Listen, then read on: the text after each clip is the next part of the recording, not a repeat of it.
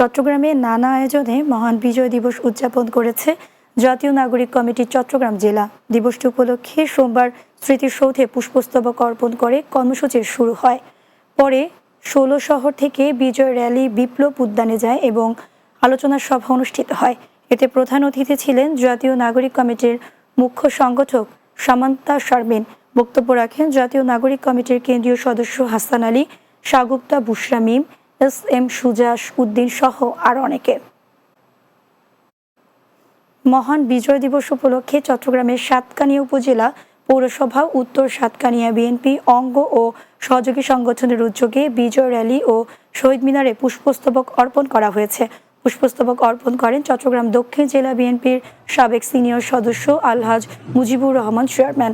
এ সময় উপস্থিত ছিলেন সাতকানিয়া পৌরসভা বিএনপির সাবেক সভাপতি হাজী রফিকুল আলম, জেলা বিএনপির সাবেক সদস্য লোকমান হাকিম মানিক, কৃষক দল কেন্দ্রীয় কমিটির সহ সাংগঠনিক সম্পাদক মোহাম্মদ জসিম উদ্দিন সহ অন্যান্যরা।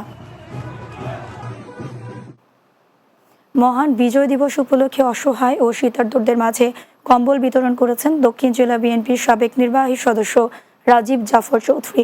সাতকানিয়া খাগুড়িয়া মৈশামুড়া সরকারি প্রাথমিক স্কুল মাঠে আয়োজিত অনুষ্ঠানে উপস্থিত ছিলেন ডক্টর ফারহানা আফরোজ চৌধুরী, বিএনপি নেতা জাহাঙ্গীর শিকদার সহ ছাত্রদল যুবদলের নেতাকর্মীরা।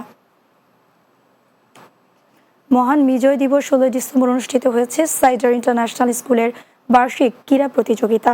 এতে প্রধান অতিথি ছিলেন সাইডার ইন্টারন্যাশনাল স্কুলের এক্সিকিউটিভ ডিরেক্টর ও প্রিন্সিপাল জ্ঞানেশ চন্দ্র ত্রিপাঠী। স্কুলের শিক্ষার্থীরা বিভিন্ন ইভেন্টে দারুণ নৈপুণ্য প্রদর্শন করেন। ক্রীড়া আয়োজন শেষে সাইডার ক্যাফেটেরিয়া উদ্বোধন করেন সাইডার ইন্টারন্যাশনাল স্কুলের পরিচালনা পর্ষদ সভাপতি নাদের খান।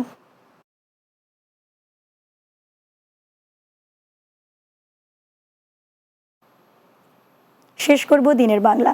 যাওয়ার আগে সংবাদ শিরোনামগুলো জানিয়ে দিচ্ছি আরো একবার।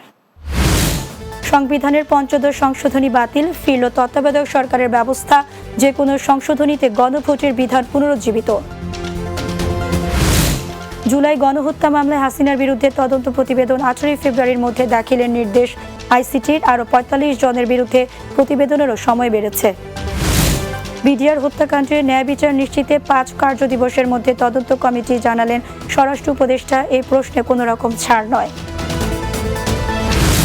এবং কক্সবাজারের রুখিয়ার মাছকাড়িয়া বিলে ফাঁদ পেতে অতিথি পাখি শিকার, বিনষ্ট হচ্ছে পরিবেশ ও জীববৈচিত্র্য, নিধনকারীদের শাস্তির দাবি।